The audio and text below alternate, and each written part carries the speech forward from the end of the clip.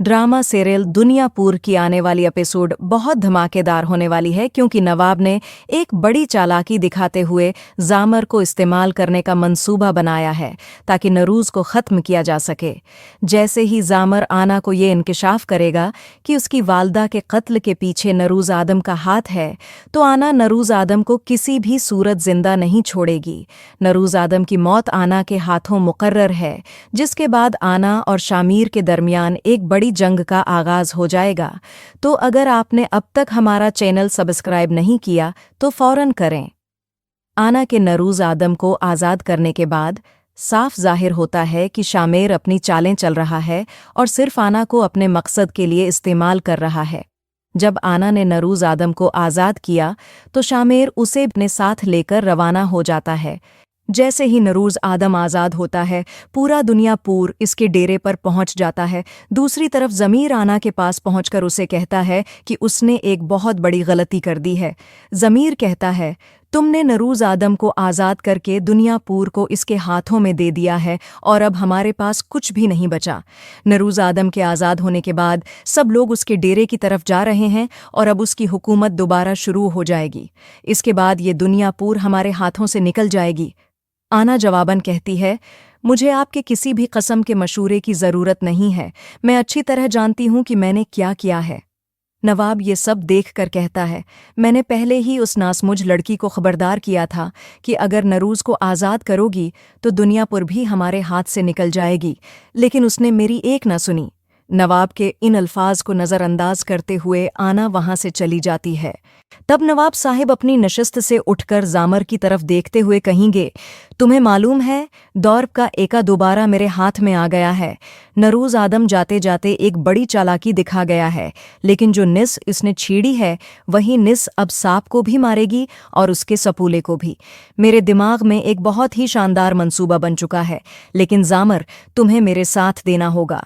फिर नवाब ज़मीर की तरफ मड़कर कहेंगे, अब तुम मेरे लिए एक निहायत अहम काम करने वाले हो।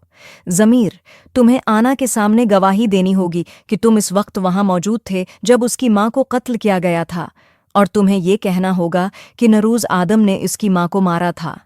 यहाँ मुझे तो यही लगता है कि ज़मीर इस बात को मानने से इनकार कर दे और नवाब से कहे, अब मैं आपके किसी हुक्म को नहीं मानूंगा क्योंकि मैं आपका वफादार नहीं रहा। अब मैं आना का वफादार हो चुका हूँ।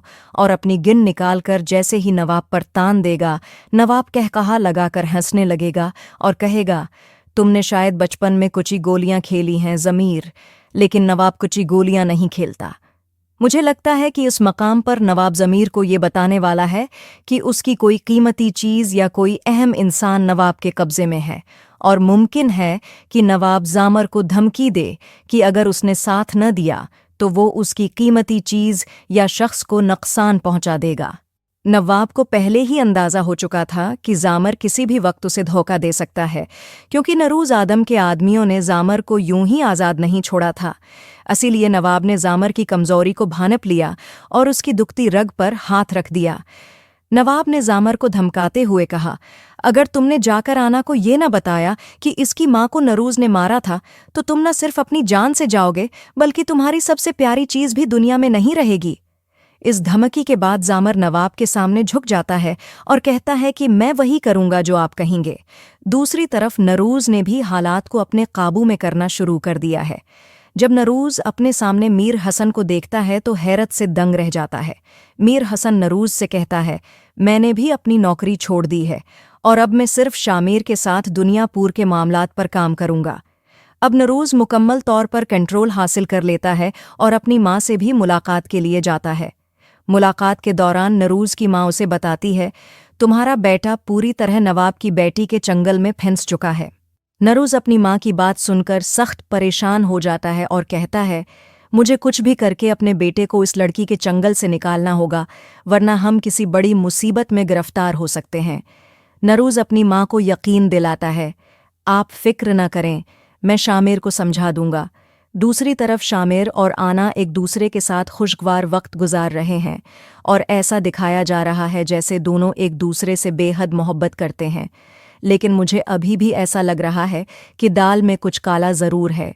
शायद आना अब भी शामेर को अपने मकसद के लिए इस्तेमाल कर रही हो। इधर नरूज आदम शामेर को अपने कमरे में बुलाता है और सख्त लहजे में पूछता है, तुम आना के साथ क्या कर रहे थे? शामेर अपने वालिद को जवाब देता है, मैं और आना एक दूसरे से मोहब्बत करते हैं। ये सुनकर नरूज आदम गुस्से से कहता है, शामेर, हमारा और नवाबों का सिर्फ एक ही रिश्ता है और वो है खून का रिश्ता। यहाँ सिर्फ लाशें उठती हैं, या तो नवाबों के यहाँ या फिर हमारे यहाँ, और अब सिर्फ 2 लाशें उठना बाकी रह गई हैं। मैं जल्द ही उनका भी बंदोबस्त कर दूंगा। नरूज मजीद कहता है, यहाँ से सिर्फ मेत की ढोली उठेगी शामेर। अगर तुम ये सोच रहे हो कि तुम्हारी दिल्हन वहाँ से आएगी तो ये ख्याल अपने दिमाग से निकाल दो। यहाँ शामेर दोबारा आना के पास जाकर उसे खबरदार करेगा, मेरा बाप तुम दोनों को मारने का मंसूबा बना रहा है। ये सुनकर आना सईदा ज़मीर के पास पहुँचेगी और उससे कहेगी, मुझे सिर्फ एक सच्चाई जाननी है और मैं जानती हूँ कि आप वहाँ के गवाह थे। मेरे दिमाग में एक सवाल है जिसका जवाब आपके अलावा कोई नहीं दे सकता। तो बताएं ज़मीर इनकल, मेरी माँ को किसने मारा था? ज़मीर कुछ तवक्कुफ के बाद कहेगा, तुम्हारी माँ को नरूज आदम ने मारा था। ये बात सुनते ही आना पर गम व गुस्से का तूफान आ जाएगा। उसे ये समझ नहीं आएगा कि उसने नरूज आदम की बातों पर कैसे यकीन कर लिया और कैसे नरूज आदम ने इतना बड़ा धोखा दिया कि अपना जुर्म उसके बाप के सिर डाल दिया। आना गुस्से में आकर नरूज आदम के पास जाएगी और उसे गोली मार देगी। जैसे ही आना नरूज आदम को गोली मारती है, शामेर और आना के दरमियान एक ज़बरदस्त जंग छिड़ जाएगी। शामेर आना को मुआफ़ नहीं करेगा और दोनों के दरमियान शदीद लड़ाई होगी। अब ये सवाल पैदा होता है कि दुनियापुर पर हुकूमत शामेर करेगा या आना, क्योंकि ये दोनों मिलकर दुनियापुर पर हुक्मरानी नहीं कर सकते। आपका इस बारे में क्या ख्याल है? कमेंट करके ज़रूर बताएं और ऐसे ही मज़ीद वीडियोज़ देखने के लिए हमारे चैनल को सब्सक्राइब करना न भूलिए।